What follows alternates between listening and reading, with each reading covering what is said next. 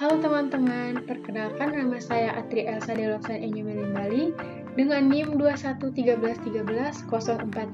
Pada video kali ini, saya akan memaparkan materi mengenai studi kasus yang telah saya lakukan terkait dengan peralatan kalibrasi. Nah, untuk studi kasus kali ini saya ambil dari PT Global Indo Maintenance Management. PT ini merupakan sebuah perusahaan swasta yang menyediakan jasa teknologi klinis dan pelayanan teknik elektromedis di Indonesia. Perusahaan ini telah memiliki laboratorium kalibrasi dan telah mendapatkan izin dari Kemenkes dan juga telah terakreditasi. Sebelumnya apa itu kalibrasi? Jadi, kalibrasi merupakan kegiatan untuk menentukan kebenaran nilai penunjukan alat ukur dan bahan ukur dengan cara membandingkan terhadap standar tertelusur ke standar nasional ataupun satuan internasional. Pada kasus kali ini, kalibrasi yang saya ambil adalah kalibrasi pada alat infusion pump. Alat infusion pump itu merupakan sebuah alat kesehatan yang membantu proses memasukkan cairan ke dalam tubuh pasien melalui vena dengan pengaturan waktu serta jumlah tertentu. Tujuan dari kalibrasi infusion pump yaitu pengujian secara langsung yang dengan tujuan dari kalibrasi alat infusion pump yaitu untuk pengujian secara langsung dengan melakukan pemeriksaan fisik, pengujian fungsi, pengujian keselamatan listrik, uji kemampatan, dan pengukuran kinerja. Pada saat mengkalibrasi alat, ada beberapa alat ukur yang bisa digunakan, yaitu ada Infusion Device Analyzer. Di sini menggunakan Infusion Device Analyzer 4+, kemudian infusion set, aquades, selang, thermohygrometer, dan safety analyzer. Di sini adalah gambar dari thermohygrometer dan safety analyzer. Thermohygrometer itu berguna sebagai pemantau suhu dan kelembapan dalam lingkungan yang dapat mempengaruhi kinerja dari pompa infusion pump. Jadi, jika kelembapan ataupun suhu lingkungannya tidak sesuai dengan penyimpanan dan pengoperasian alat infusion pump tersebut, maka bisa jadi alat tersebut tidak bisa terkalibrasi dengan baik. Kemudian di sini ada safety analyzer atau biasa juga disebut sebagai electrical safety analyzer.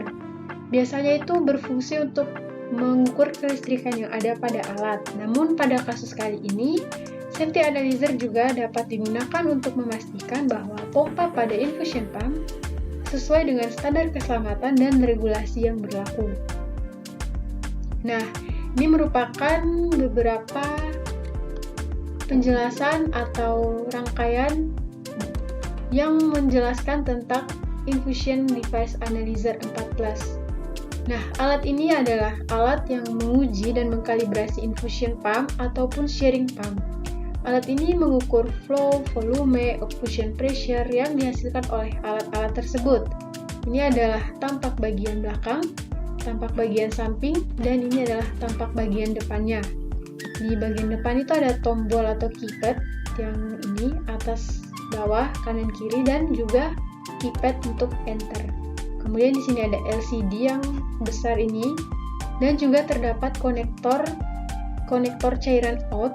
Di sini ada 1-4 channel, dan terakhir ada port keyboard PCAT. Nah, pada saat melakukan kalibrasi, bisa dilihat ini adalah contoh yang dilakukan saat pengujian. Jadi, alatnya dari infusion pump, kemudian ada selang yang dihubungkan ke infusion device analyzer. Lalu di sini di belakang itu tempat air yang masuk ke sini itu bisa keluar. Nah, saat melakukan prosedur kalibrasi yang perlu dilakukan itu adalah menyiapkan infusion pump dan infusion device analyzer, kemudian pasang kabel power pada kedua perangkat. Nah, setelah dipasangkan, hubungkan selang out yang ada di belakang IDA dan sambungkan selang 4 set ke plat bottle. Di sini selang out itu adalah yang ini, selang untuk mengeluarkan cairan tersebut. Kemudian di sini selang 4 set ke plat botol itu ini yang di sini. Selang 4 set itu merupakan selang yang biasa digunakan di infusion pump untuk memasukkan cairan ke dalam tubuh manusia. Nah, setelah dipasangkan, isi selang dengan cairan hingga ujungnya itu terhubung dengan channel di sini. Dan pasangkan selang ke infusion pump seperti ini. Lalu sambungkan kabel power tadi ke sumber tegangan dan nyalakan alat dan juga atur settingan flow pada infusion pump. Nah, di sini bisa dilihat ada beberapa. Di sini bisa dilihat penggunaannya pada beberapa alat infusion pump. Nah, setelah tadi yang terakhir itu, sekarang adalah pilih mode flow pada IDA. Nah, bisa dilihat nanti di bagian tombolnya. Setelah itu pilih setup. Setelah memilih mode flow, setelah memilih setup, dan mulailah untuk menyalakan infus pump dengan menekan start atau auto start. Setelah itu, lakukan pengukuran sebanyak 6 kali ketika nilai flow-nya konstan. Dan catat juga hasil pengukuran pada lembar kalibrasi. Kemudian lakukan pengukuran occlusion dengan settingan flow tertinggi pada infusion pump itu 500 ml per jam.